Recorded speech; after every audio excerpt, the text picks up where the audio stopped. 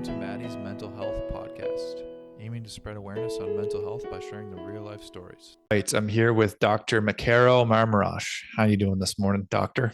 I'm doing good, thank you. You were doing some cool things. Why don't you tell people what you're doing? In general, a little bit of everything.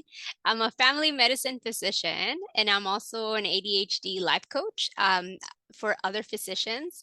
They don't have to have ADHD, but if they feel like they have chronic procrastination or time blindness, then I am a person they can talk to because I used to be somebody who had about 200 open charts, and I would be charting after work, probably 20 to 30 hours outside of work. And I always felt like I had a graveyard of unfinished projects, and I was so excited to jump into something else. And then the completion state of it just wouldn't happen because then I would get bored with it, or I didn't realize all the tasks that it entailed to complete it. And so I always felt like I didn't have enough time, and I felt like I was scattered. And of course, there was a lot of internal shame and inner critic stuff that was happening because I kept thinking I should be able to adult better. I'm a physician, and I didn't feel like I had the energy after, seeing patients at work to do the things that quote unquote adults should be able to do at the end of the day, which was cook and clean and, be readily available for your family, because obviously that's why you go to work, so that you can provide better opportunities for your family. So it was 2 years ago when the pandemic hit that I started to realize, by listening through podcasts, I have a 30-minute commute each way to work, and I was always looking for ways to improve myself. And one of them, I stumbled upon life coaching, and I didn't even know what that was, but I kept thinking, like, how can I do it differently so I don't feel so tired and burned out? And coaching provided a window for that. Okay. It sounds like you just like perfectly described my brain. That whole description of like scattered, have a bunch of things going on, go to like a new project, the completion stage. I relate to that a lot. I feel like a lot of people listening will relate to that. Yes. So how did you start to address it? So you start listening to podcasts. How did you start to address it for yourself first? Yeah, so I started listening to podcasts, and I was listening to all kinds of different podcasts. Like, I was listening to stuff like This Love Comes Clean, How to Unfuck Your Brain, all these different ones I was looking for shortcuts so that I could find ways of doing things that didn't seem like they were so hard. So for me, like doing the dishes or the laundry, it was uh, for maybe some people it's relaxing, but for me it was a stressful thing because I felt like I had to do so many things at once. Like, I couldn't just walk in and go do the dishes. Like, I had to clean the living room, or clean, like, even though the living room's not attached to the kitchen, like my brain just wanted to do everything at once, and it was so overwhelming. Or I would start doing the laundry and then I would forget to dry it and then it would be moldy. And so it was always me looking for ways for somebody to tell me, okay, do these steps so that you don't jump from one thing to another, to another, to another. So, anyways, I stumbled upon a podcast that was five physicians talking about how their life had changed now that they had become life coaches themselves. And one of them talked about how they had been burned out. And again, at that point, this was October 2020, I didn't even identify what that word meant, like burned out, because in my mind, like, the way I was living was the norm. Like, what did you expect? I was married and I had two kiddos at that time. I had a 2 and a 1 year old, and I was like a clinic medical director, and I was trying to keep everybody afloat through the pandemic. I was making decisions of like the schools having to be closed because they were looking to us to guide them. And, so it was, and I was mad. I was very mad because I was so mad that I had to create, um, a will to say what would happen to my kids if in the event that I were to pass away. I was like, why am I having to do this when I'm less than 40 years old, having to think this long-term thing? Why do I have to make a decision, choosing to go to work and take care of my patients, and then with the possibility of me contracting a disease that I can come and give to my family? Like, I went into it to help people, not to harm myself or my family. And it was a place where I'm in Texas. So a lot of people didn't believe in masks, and I'm not trying to make it political or anything, but it was just, I'm explaining my state of mind, where I was like torn between doing what I love, which is take care of my patients, but hating the fact that I was being exposed. Like, I never knew that I was going to go through a pandemic per se, and then have to choose between, like, do I bring that to my house or not? And so anyways, through coaching, I realized that a lot of times in life, we are interpreting the world based on previous things that we have picked up from our environment, like maybe subtle messages, through media, or maybe through the cultural stuff that your parents have taught you, or maybe the way your friends think. Like, we're influenced daily. And I didn't realize that there's always choices. Like, what might be right for you might not be right for the other person. And you don't have to, even though it seems obvious, but sometimes we don't feel like it's obvious. We don't feel like we have choices.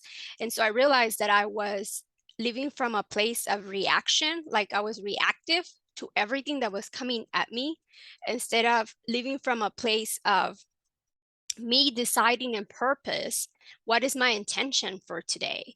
How do I show up? How do I, like, I really had to go to that place of, like, if I really only had 24 hours to live, like, did I do what I wanted to? Like, was I nice to the people I wanted to be nice to?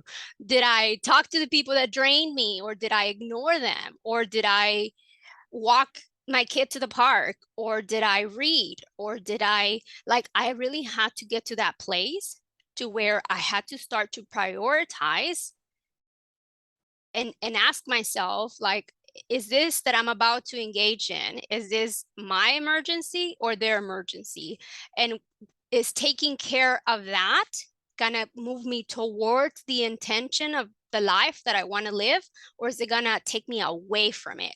And I had to start setting all these boundaries to help me to be able to feel like I had, quote unquote, control of my time, because I always felt like I didn't have enough time. I always felt like I wasn't doing enough. Like, there was not, even though everybody has 24 hours in a day, I just felt like I had 1,000 to-do lists and maybe like 10 would get done. And Yeah. so I Yeah. started to realize that, being busy did not mean being productive, and it did not mean self-worth. Like, I kept Yeah. thinking that the more stuff I did, the more worthy I was, the better I was as a parent, as a mother, as, as a wife, but then I had to step back and be like, well, where am I doing things that I shouldn't be doing? Like, why am I trying to solve everybody's problems? Like, why can't you just solve your own problem? Like, why don't you Right. focus on your own? Like, are you even working out? Are you dancing? Like, why can't you feel your own soul first? Right. Wow. It sounds like a um transformation, like internal transformation. It sounds like um, just some of the stuff you mentioned of like taking your time back and like just looking at it like a day at a time, like becoming present to the moment. Yeah. Yeah. And then with life coaching, it came up that I was ignoring my own diagnosis of ADHD. I Can got I diagnosed just ask, by the way, so did you went to a life coach? Is this what happened? through Zoom. So I joined a program. Yeah. One of those physicians that of on the podcast that I learned about, she actually had a program. That doctor's name is Dr. Sunny Smith, and she had a Zoom program that it was an 8-week program, and you could join it, and from there it was just all Zoom because it was in October 2020. And I got to meet other physicians who were going through the same thing, kind of like feeling like inadequate and not enough and burned out, and like And so it was in conversations that everything became normalized, and we Mm. realized, well, we're all human. And like, why is it that we been told that we have to act like everything's perfect so that we can perform the job that we need to? And why can't we remember that we're also human, and that just like, you know, everybody else, like a doctor, a lawyer, a teacher, like we all have needs, basic needs. And if those needs are not being met, then it's okay to ask for help. Actually, it's a sign of strength to ask for help. I think in the medical field, we've been, I don't want to say, we've been cultured into, you better figure it out yourself. Like, don't come in unless you're literally dying. And so it's almost like you put the patient above yourself and above your family and above everything else. And with the pandemic, it kind of forced you to realize, well, wait, actually, I might be the most important patient in this room. If I don't take Mm. care of myself, if I Yeah. don't put the oxygen first, I'm going to be providing suboptimal care for my patient. Right. And it was a shift, because that's not something they teach us. Like, they teach us to keep giving, but then I had to realize that you can't give what you don't have. If you don't have self-compassion, like, you can't be compassionate towards others. So I didn't have self-compassion towards my own ADHD diagnosis. Like, I kept thinking that that was a sign of weakness, that nobody should know that I have ADHD, because then they're going to realize that I'm working so hard that I don't belong here. But because I was ignoring that diagnosis, I wasn't embracing it or learning about it or being curious on what it means and how can I help myself, not necessarily just with meds, but like, what are other avenues that I could help myself? Like, I came to realize that ADHD was not good or bad. It was just your interpretation of it. And so Yeah. for me, at that point, I was interpreting it as like the bad thing. Like, it meant I was always tardy and I was gonna look unprofessional and blah blah blah blah blah. But Right. I didn't like, it took me a while to realize, oh my God, ADHD was always there. It's just that when I was a kid, I was running around or dancing or doing different things. And when I got to high school, I was running 10 miles a day. I was getting the dopamine that I needed that way. And then you get to college, and then, food was the source at that point. I gained some weight because I wasn't as active. And then I realized I needed tutors and different ways of learning. And so the point is that sometimes ADHD can be missed in adults, especially because it's not has anything to do with your ethnicity or anything to do with your intelligence, because people who have sometimes ADHD, I call it like the torture musician. Like, they're amazing, like they could be Beethoven, but it's so much in their head that they never published how, like, their item, because it's so good they're criticizing themselves. Or it could be like they're so in their zone that you're like, I don't think they cannot concentrate. I just saw them perform surgery for 10 hours and they were in their zone. Like, I don't understand, right? Or I just saw somebody, like, do CPR for so long and they knew exactly what to do.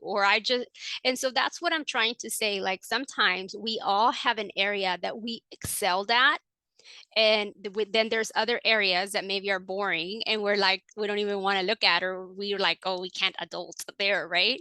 Yeah. But the point is that it's okay as long as you become aware of it. Then okay, what do I delegate, or who can I ask help for? Or maybe that you're good at starting something, then you have to have a different type of person to run with a baton after that, right? So like, it can eventually get to. So people with ADHD tend to be like the ones that think outside the box, and I say that because now I can look back and I'd be like, oh yeah, that's probably why I kept getting promoted in different places in the leadership role, because before I had a time to process what was going on, I already spoke up and I already said, this doesn't belong here, or this doesn't make sense, or that was appropriate maybe 10 years ago. We're like, update the stuff, like make it fit me or my needs. And so I think I always have been able to not be so judgmental when things quote unquote don't work out or they fail. I don't take it as a failure. I take it as a learning opportunity and as a way to improve the process. And I'm not, so that's the thing. I'm not really judgmental towards others, but I was very judgmental towards myself because I kept thinking that if they knew that I had ADHD, then they would judge me. But I was the only one judging myself. And so when I stopped judging myself, when I learned to understand that ADHD was just like having being left-handed in a right-handed world, then all I had to do was make sure I had a left-handed pencil and a left-handed desk, and I would be probably a little bit on my way. And so with that being said, I then found out that there was ADHD coaches, and I invested in myself to learn more about my brain and the way I think and why it seems that time stands still when I am doing something I love, and why it's, I'm not trying to be rude, but it's like I become engulfed in it. And 2 hours later, I always underestimate how long something's going to take. And I overestimate the things that I didn't like doing, like the Yeah. charting, right? And so you could imagine, I had amazing encounters with my patients, and I was like, how come nobody was recording that? Like, why do I still have to now sit down and write something when like they got better? Like, why do I have to do that part? And so now I realize that I still have to do it because my colleagues need to know what happened, right? And because I gotta get paid. Yeah. But now I see it like it's just a letter in the chart. It's a love letter in the chart, not a whole book, because I always wanted to write the whole book. And that's what was painful. I wanted to write a whole book with every patient encounter. Right. Do you think do you think with ADHD, I'm curious about this, your thoughts on it, especially like all the work you've done on it. Do you think like, you mentioned with overthinking, do you think that is a part of it where like, you mentioned like going from one thing to the next and then not completion. Do you think like the overthinking of like this is going to take forever, I have to write a book for this chart instead of like the actual, and then all that overthinking makes it way bigger than the actual reality of the situation? Yes, I really think so. I think it's a combination of two things. The combination of sometimes we way underestimate the steps needed to do something. So let's say you do have a project, like let's say you need to write a paper for school, right? And in your mind, you're like, oh yeah, it's just a paper, it'll be fine. And so you think it's going to take you 2 hours. You don't realize that you still need to find the articles or the journals that you're going to reference, right? So that's might be one step. And then you still have to figure out what your thoughts are going to be. So maybe you could do a first dirty draft, but you're so in your head that you want to complete that article or whatever, like in the first go. Like you put so much pressure on yourself that you don't even start the book or don't start the thing, or you think, oh, it's not going to take that long, I have a month to do it, and so you keep doing it later, later, later. And then you're like, oh my god, it's due tomorrow, and then you're like freaking out. And so it's a little bit of procrastination, but it's also a little bit of like it feels like it's painful because when you finally sit down and do it, you're trying to do 10 steps at once. You're trying to do the draft plus the editing plus the final version. And instead of, if you had broken it down, like if, and sometimes I do this even in things that I love because I am so passionate about it and I want it to look good. Like I literally have to, like if I'm going to apply to be a speaker somewhere, I have to go and like copy what the requirements are. And then another day I go and like just read them. And then another day I go and I'm like, okay, I think this is the area I want to speak in, even because there was 5 possibilities. I choose one.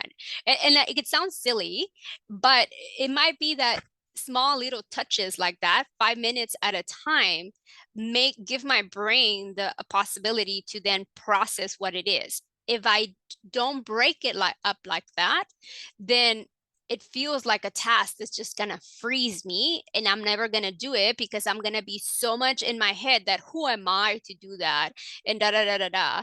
And and if you say, yeah, I can do this, then you're gonna be, well, is this good enough? And like you keep questioning yourself because you love it so much or it means so much to you. And it's like a love-hate relationship that everybody has in your brain are two things that are always needed, whether you have ADHD or not, is love and acceptance. Like those are like the human like condition. And so you can see that if you were to apply for this and you don't get it, you feel rejected. And everybody, we know that sometimes it's not our time, right? But sometimes we don't know that, like our body doesn't know that, so all we go into is like this serious rejection sensitivity dysphobia and we think Yeah. everything is crazy and everybody's against me, and it's like your reaction to it, it's way out of proportion.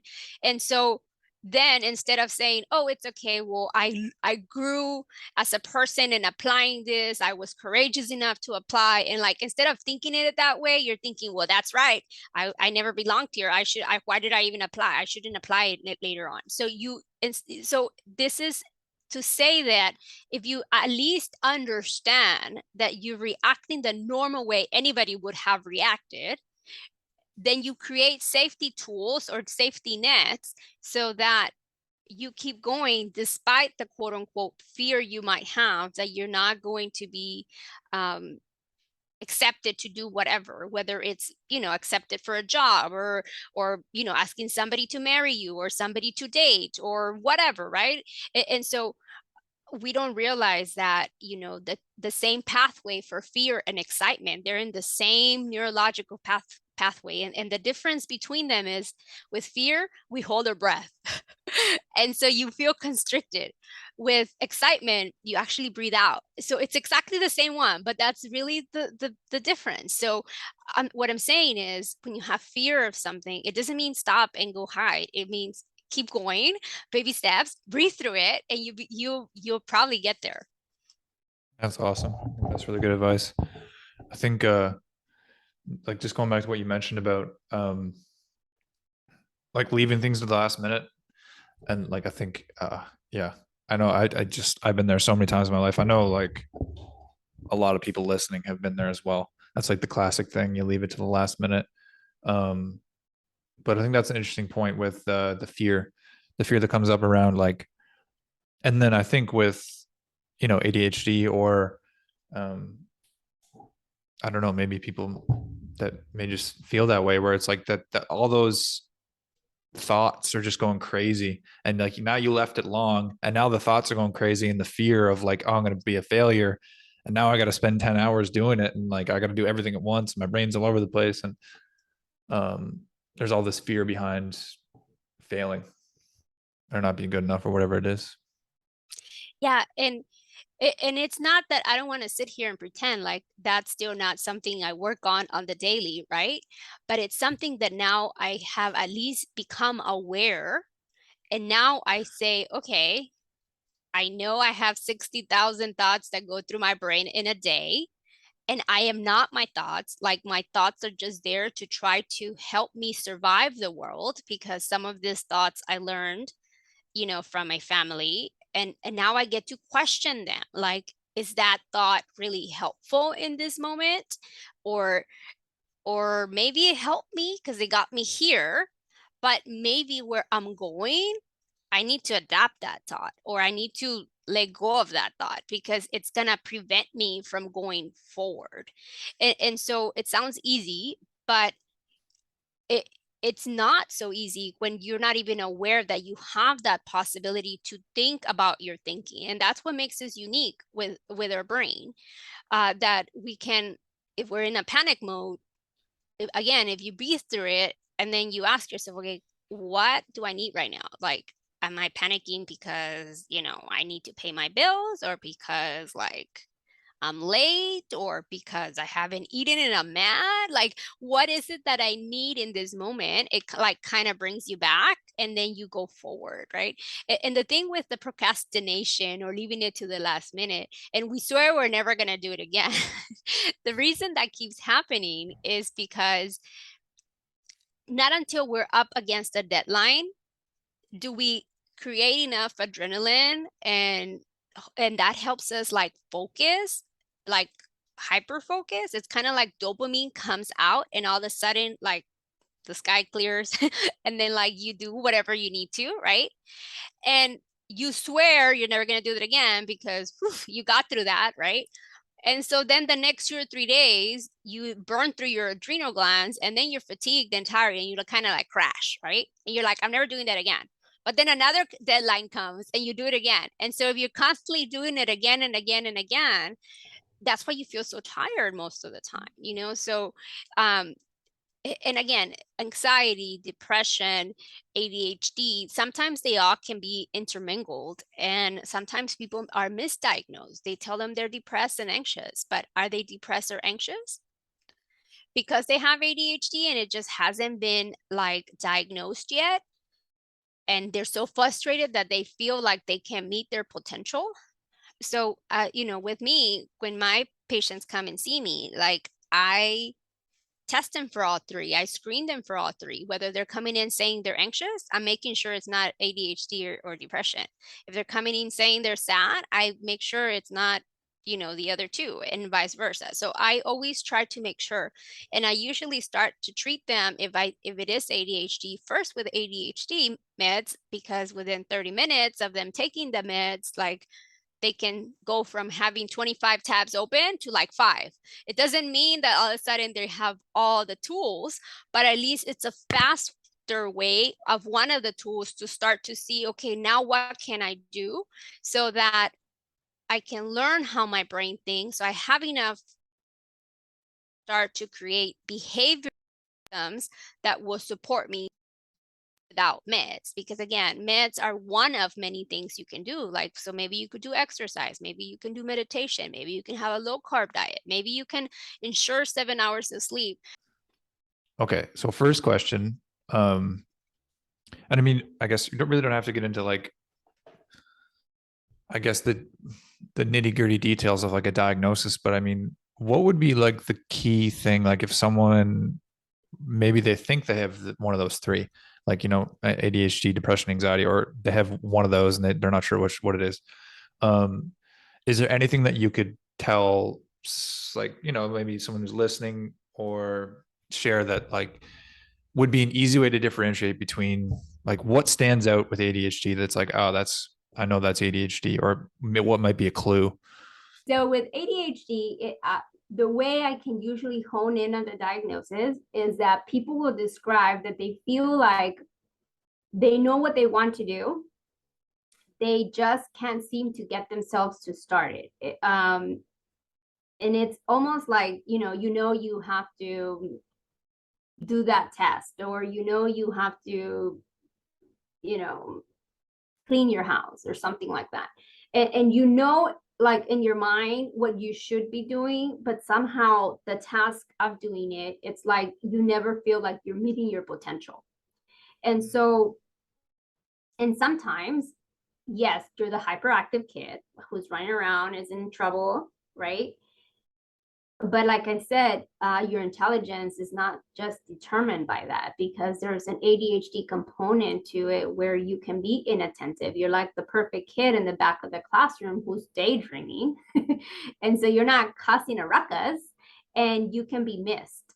But it might be that the things that you enjoy, you really do good, like in those classes. And the other things that seem a little bit more complicated for you, it could be math, or it could be reading, or it could be something else, because every person's different. I don't want to say that people with ADHD only have this type of problems or that type of problems, because there's other things that also are going on. Maybe you're dyslexic, or maybe there's other stuff that could be there that you weren't aware. And ADHD is kind of like genetic. And so it's not just you like, and sometimes that's why it's missed, because you look around and you're like, well, all my family's like this. Isn't this the norm?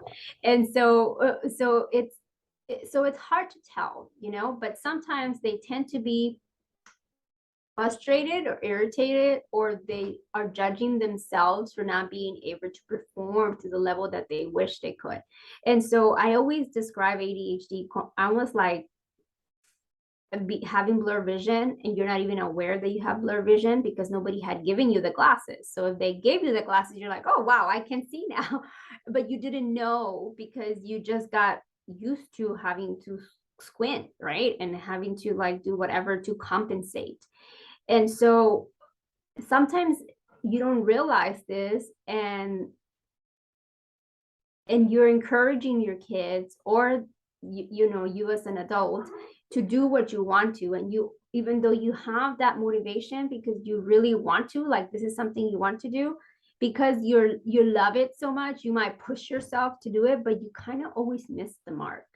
And when you're not aware of this, you feel like it's a 50-50 chance, like 50% of the time, like you did amazing, you have no idea how you got it, you think it's just fluke. 50% of the time you missed the mark completely, and you're like, well, I knew I shouldn't have done that, like it's not in my zone, right? And so it's hard to tell just by that, but that's why it's good to go in to get evaluated and do the screening test, because then they ask you specific questions about, are you somebody who keeps interrupting people all the time? Not because you're trying to be rude, it's just that you might be afraid that if you don't tell them what you're thinking, you're gonna forget, like that, and you are paying attention, but it's just that you listen to what they said and you're off to like 10 other things with what they told you. You're like, wait, how did you get to that? And it almost seems like you went from A to B to like F and then G, and then, and they're like, how did you make those connections? That doesn't make sense. And so again, it's not anything to do with intelligence, and taking meds is not going to all of a sudden make you smarter. Taking meds might help you just clear away some of those 10,000 thoughts. Maybe now you have 5 instead of 10. And so it just helps to slow it down enough. So it's a decrease in dopamine. And dopamine is the feel-good hormone, and it can be released. So the body will, like, if you're somebody who unconsciously is drinking too much coffee, having too many energy drinks, having too much sugar, like those things, and sometimes people get into trouble, really. Like there is evidence out there that about 40 to 50% of people who are in jail have some form of ADHD because they got themselves into trouble because maybe they started using marijuana, or they started using cocaine or heroin or something that is stimulant like. Not that marijuana does that, but maybe it relaxes you enough to be able to, like, okay, let me slow down. Not that I'm encouraging one or another, but I'm just explaining how the body will get what it needs. And sometimes, just like people who have anemia, the body's telling you, go eat the dirt. And you're like, why the dirt? Because, well, in the dirt, there is actually iron in there. And so it's trying to get you to get that nutrient that you need. And so with depression, it can look different for some people. For some people, they can't sleep at all. Other people, all they do is sleep. They don't want to go Right. and do the things that they used to do. They don't Right. find happiness in it, right? And for other people, like anxiety can mean, again, they're in their head thinking everybody's judging me, everybody's looking at me, everybody thinks I'm doing this wrong. And it might be, but it might all along be the ADHD, right? And because you're so in your head about stuff. So it's not I know I didn't give you an easy answer, but at least I'm hoping that if you identify with any of those things, that you would at least be curious enough to go get evaluated, because maybe you have an anemia problem, maybe you have a thyroid problem, maybe you have like other stuff going on that I can't necessarily say you were depressed because you have a low vitamin D level. Like there could be other things that could be affecting you. So it's good to just realize that things can change. That doesn't have to be long term, and that you might or might not need meds, but at least if you maybe get the diagnosis, then you can step into, okay, how does my brain normally want to think? What am I doing right? What am I not doing so hot that I could find better ways of doing? And again, not from a place of judgment, but from a place of awareness. Well, thank you for sharing that, because I think that was all very helpful. So ADHD, like It's defined as it's just a depletion of dopamine. That's kind of like the basic of it, the basis of it. Yes. So ADHD, the simple way of looking at it, it's like low dopamine, right? Mm, And in Europe, I think you guys are ahead of us. In Europe, when they diagnose ADHD, they're actually looking at the emotional dysregulation component as being one of the things to identify if you have ADHD. mm, And they're also looking at if you're impulsive. They're also looking at if, again, this time blindness, right? They're looking at if you're interrupting people, if you're fidgeting all the time. They're looking at, so in the US, we don't use emotional dysregulation as a thing because we're like, well, how can you say somebody is too emotional? There's no way to classify it. But most of us know when somebody is kind of overwhelmed, like if too many tasks are coming at you, it's not that you don't want to prioritize them, you just really can't. Like to you, they're all emergencies. So you could imagine if you have 10 emergencies, you feel like, what do I do? I don't even know where to start, right? And it doesn't mean that they're really emergencies, but your brain perceives them as that. mm, So for example, cleaning the room. It could be an overdwelling emergency type of task because you want to do everything in the room. Like you want to make the bed, put away the clothes, like everything. And like maybe you don't have to do everything. Maybe you literally decide, I'm just going to do the desk. I'm going to spend 10 minutes on the desk and that's it.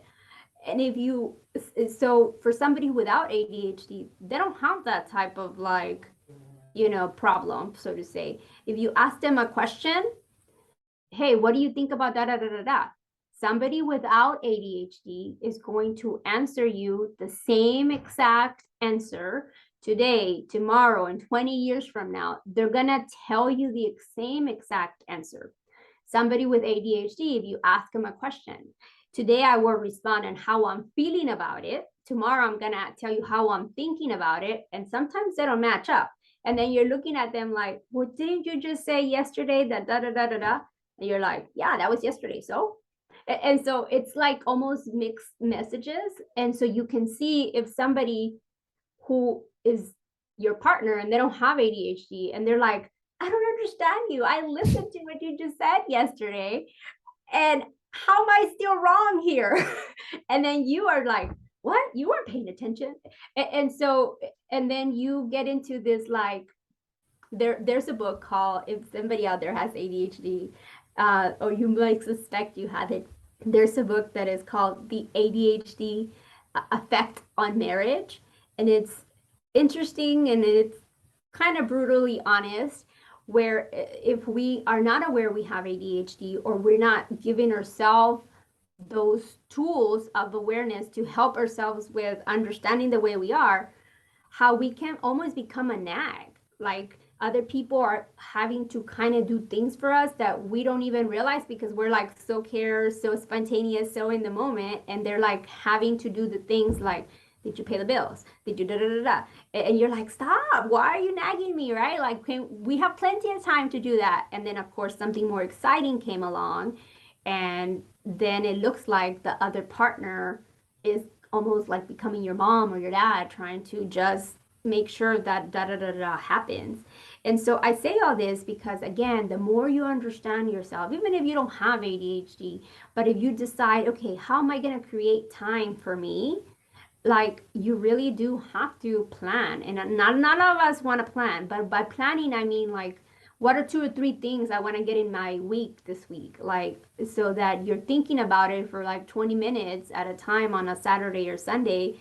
And then you go, oh yeah, next Friday I want to go on date night, or I need a babysitter, or I need to make sure I paid for like rent this month, like and so it's, I call it not having to pay the ADHD tax, because then we pay late fees and we pay, we spend so many hours undoing what we forgot when we missed a deadline, right? And so yeah, so just if you identify with any of this or if you're curious, there is a website that is called attitude mag.com, and I can send it to you so if you want to put it on there. But it's a professional website where it's all about ADHD, and they have and it's a free website. They have psychologists, psychiatrists, physicians, and they have people who have ADHD talking about blogging and doing webinars and stuff. And because maybe you don't have ADHD, but maybe you're dating somebody with ADHD, or you have a kid with ADHD, or you have somebody that has ADHD. So then you can at least learn tools to support them, so that instead of always measuring them against where they're failing according to the way society wants them to perform, then you ask them questions to prod them to see why they're doing it a certain way, and see if you can support them in doing it that way. If at the end of the day we just want X, Y, and Z result, who cares how they got to X, Y, and Z result, as long as they got to X, Y, and Z results. And so I say all this because having somebody in your team who does have this type of brain, it's actually an asset, because they tend to be leaders and outspoken, and they're not judgy, and they just know that it's going to get done. And of course they have thousands of ideas, and not all these ideas are meant to come and be of this world, but your brain again is good at spitting them out, and then somebody can apply it, or can as a team lean on each other's strengths. Oh, right. I definitely have ADHD. I'm going to self-diagnose right now.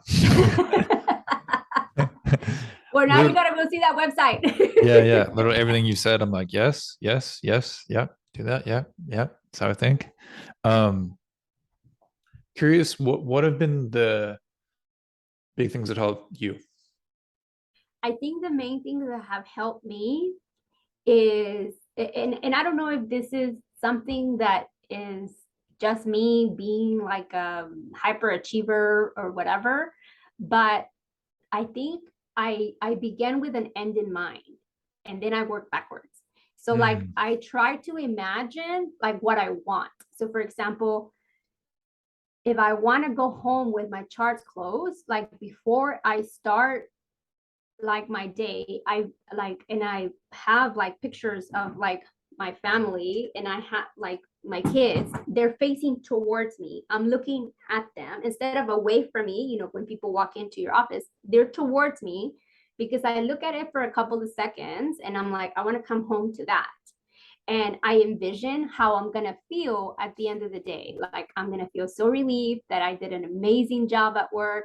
But now when I go home instead of going home and being irritated that I didn't finish my work at work, and then I'm still trying to take care of them, but I'm guilty that I haven't finished, and and so I try to envision where I'm going.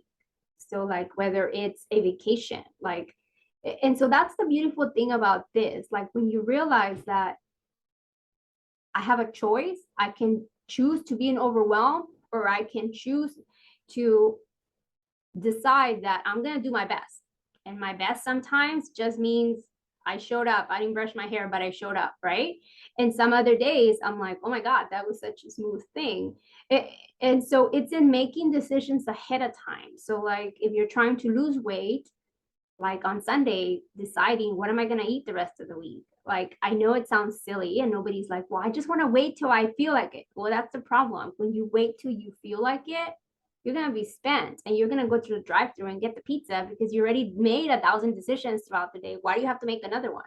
So, but even on purpose, you decide on Saturday or Sunday, okay, I'm just going to plan out my meals, and you don't have to know everything, but that's just 7 or 21 decisions you made ahead of time in a 20-minute period. That's going to save your energy level throughout the day, so you have room to make easier decisions, right? Because I was somebody who would spend all day daydreaming what I felt like eating. Do I feel like eating this now or that? And now I understand why, because dopamine was my sugar. That was what was helping me to get through the day. That's why at 2 or 3, I'm like, where's the chocolate? Where's the chocolate? Because I knew that, it was that time of the day. So now I have a reminder on my phone that says, what are you doing? Because usually at 2 or 3, I'm on Facebook somewhere trying to find dopamine, right? So now I'm asking myself, are you doing something productive at 2 or 3?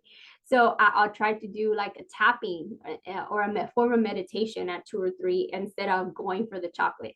And so I think tapping and planning has been really, and of course, coaching has been the things that have helped me to realize that I'm worth the investment, that I am the most important patient in the room, and that, I'm not doing it because I feel like doing all that's going to make me more worthy, because I was already worthy. But it took me a long time to really embody that. Like, I think most of us are seeking peace. Like, we're not seeking happiness. We're just seeking peace to where we feel like what we're doing mattered. Mm. And we're feeling like every day we have that possibility, and you don't have to keep looking back and seeing whether whatever you did or didn't do is going to make you worthy of today. Because that's the beautiful thing with coaching. It helps you to see that you're just trying to get from A to B, and maybe we're just figuring out how to get you there without you ever having done it before. And that's the beautiful thing about our brain, that when you are thinking of like a vacation or a goal, you're stretching yourself. And yes, it's meant to make you nervous, and it's meant to bring in a little bit of fear, because maybe we're stretching that upper limit that you've never been there. And for some of us, it could be how much money you're making, or how much leadership role you're making, or an album or a book that you're creating, or deciding to learn a new language, whatever it is, right? And so it's just stretching yourself. So what has helped me to dream more, to like make sure that I don't be I tell myself there's no like dream police out there. Like, I can't have a too much of a bigger dream, And so It might be out there. There might be dream police. You never know. I haven't found them yet. Yeah, you might get arrested sometime. So dream big. Yes. So dream big, and don't make it mean anything if you don't exactly meet the mark, but measure yourself against where you were a month ago, 3 years ago. Don't measure yourself against everybody else. Measure yourself against you, because you're the one growing, and you're the one who. Right. Yeah. I really resonated with that when you said that the first time, like meeting the mark. And I'm sure there's people that will listen to this and feel that too. Like you mentioned, like you have all these aspirations and you will move towards them, but you just feel like you don't quite hit the mark. There's something a little bit off. That really resonated with me. So yeah, hopefully that resonates with others too. But I like that, just that mindset of measuring against yourself, who you were yesterday, the progress that you're making. Yeah, because when you do that, then you're always winning, right? Like, and what I say, and I've read this in a book, and I can't remember where, but they say, what if you're always winning? Like, whatever, you either got what you wanted, or you got the lesson you needed to walk towards what you want. So if you think about it that way, and you're reframing your failures. So it's no longer a failure, it's a growth opportunity. Yeah. But we have to slow down enough to look at, what did I grow here? Or why do I keep making the same mistake, right? Because maybe it's not a mistake. It's just that you are still you still haven't realized what the lesson was from that. And some people teach us patience, some people teach us, to slow down, right? Or some people teach us that maybe that relationship was not the best thing for us, but now we understand why, because maybe they didn't value our time, or value more wisdom, or value our quirkiness, or whatever, right?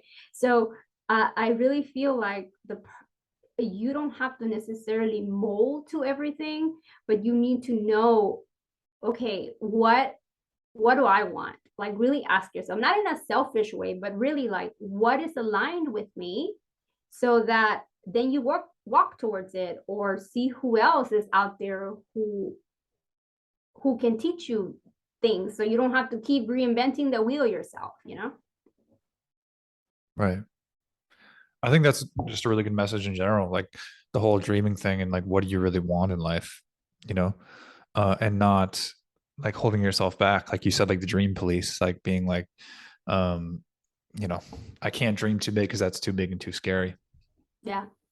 Yeah. And then there's another thing there too with the, if we are doing things that are going good, we don't want to like own them because we're Yeah. like, no, that's just going to be temporary, right?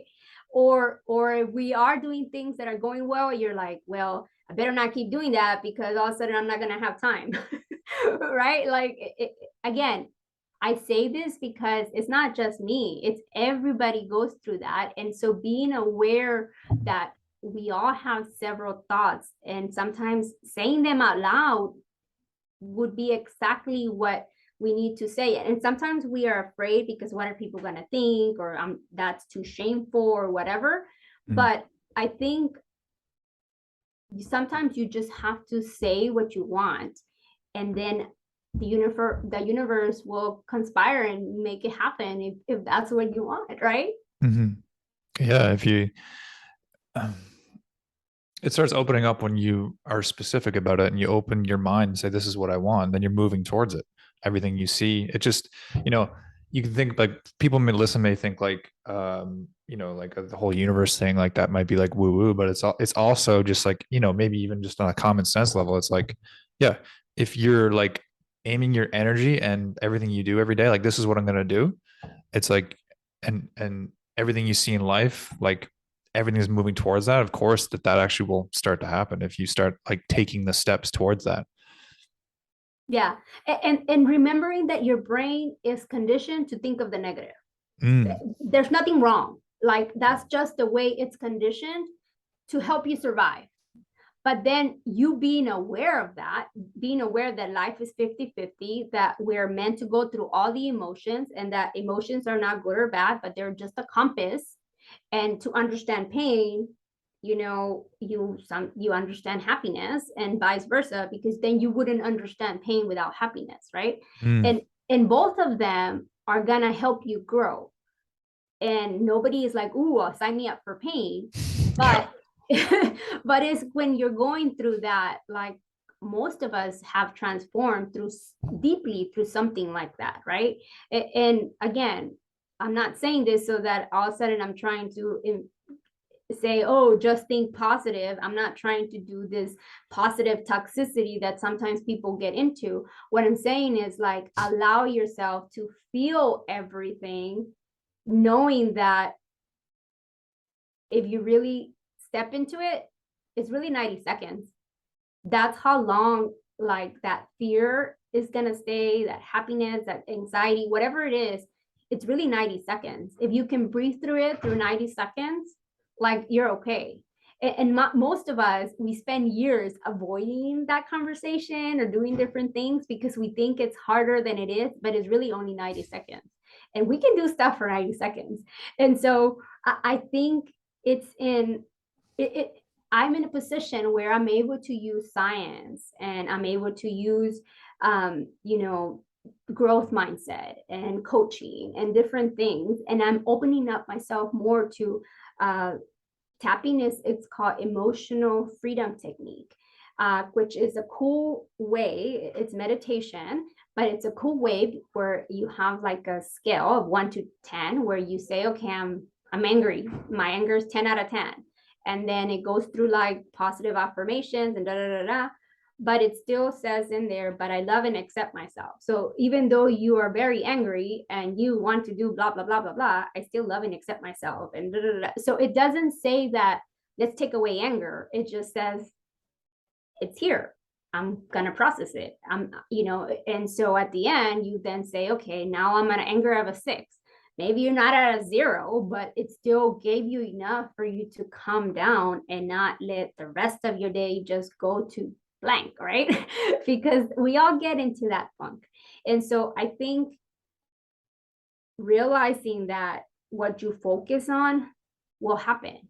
If you focus on all the ways why you're not enough. You're going to come up with 20 things, and you're going to give me examples, and you're going to tell me that that's the truth. But then if I ask you, well, tell me all the ways why you are enough, you might give me one or two after me probing you for a long time. Yeah. And yeah. And not that there's anything wrong. It's just that nobody has taught us that if we just began our day with like 3 things I'm grateful for, and they don't have to be that I have $1 million house. It could be like literally I can walk, because I've seen people who can't, right? Yeah. Or yeah. I can breathe. I'm not in an oxygen like my patients are on oxygen because of COPD or smoking or COVID, right? Like some people have long-term things, right? Or I have a family, right? Like you just have to realize that gratitude, like reflection, is the way how you can get that negative mindset that is normal, because that's what has gotten us here, to being like, well, what if I could do X, Y, and Z? And what if I could blah, blah, blah, right? And so things, and of course, there's all this other stuff that I'm not going into, because people have had experiences that can be traumatic, and maybe not everybody's at the same possibilities. But the thing is, your brain is the most powerful tool. Like you can really decide that, yeah, that experience does not define me. Like that happened, that sucked, but I grew, or I learned, and da da da da. So I could be mad that I was told that, you know, by a doctor that I should know better, that I outgrow my ADHD, and then I ignored myself in my diagnosis for 10 years, and I worked really hard. Or I could say, well, that happened, but now I'm speaking about it so other people can see that ADHD is not just X, Y, and Z, and that you can shape it or learn from it and decide what to make of it in your own way. Right. Well, thank you so much for sharing. Well, thank you so much for coming on. And I think it's awesome that that's what you're doing, and that you've taken this situation really by the horns, let's say, and now you're helping others. And I think that's awesome.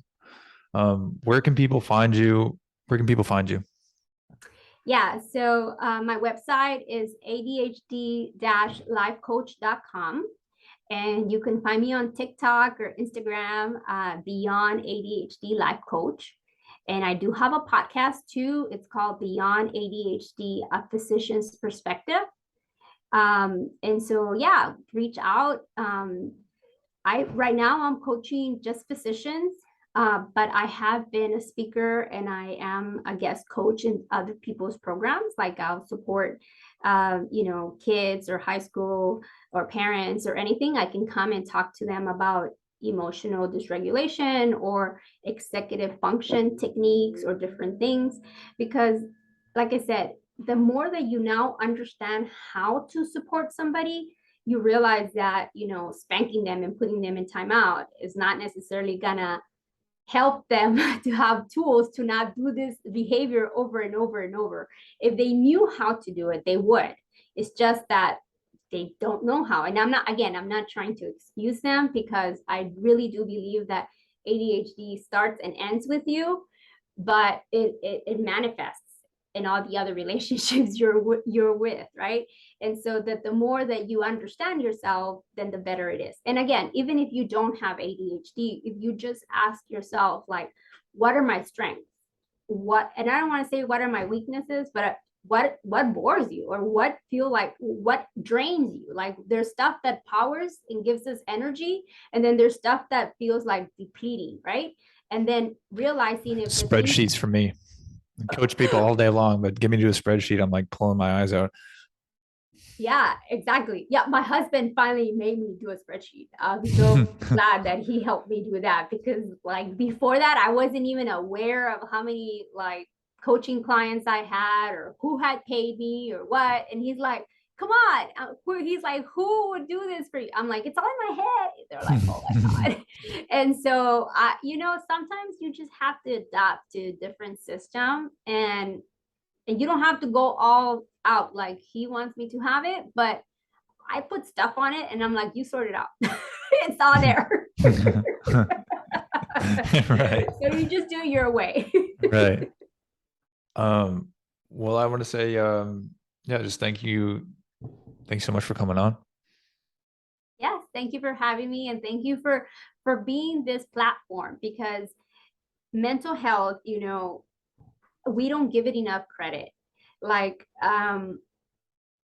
people always look to see if you have a broken arm or a broken leg or whatever, and then they try to help, right? But with anxiety, depression, ADHD, bipolar, any of schizophrenia, dementia, any of these things, like, it's not obvious. You don't have a broken bone sticking out somewhere, right? And so you might not realize what's going on, in somebody else's head or world or perception, right? And so it's important to then just ask people around you, hey, how are you doing? And really listen.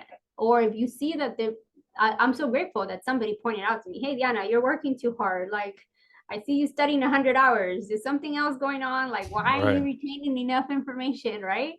Like, I'm so grateful that they asked me that way.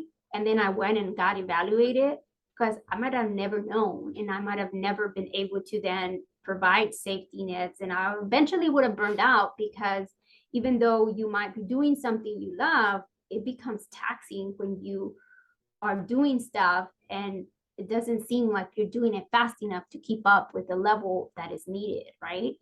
And so, with that being said, thank you for having this platform, because when you feel at peace, when you feel like you can function, then everything else follows suit, right? Like, then you're able to show up better for your family, for your coworkers, for everybody else. And if you don't talk about it, then you feel like it's just you thinking this way. So yeah. So thank you so much for having me today. Thank you for coming on. Yeah, I think it's like the weight of the world can be on your shoulders, right? Yeah, that song, the Encanto, the big strong Luisa, like, you feel like you're the only one who can solve everybody's problems, but like, you're not. You're not meant to be doing everything. Like, just solve your own. Like, have I had water? Have I slept? Have I eaten? And then what I want, what lights me up, what can I do, and then what can I delegate? That's beautiful. Well, thank you so much.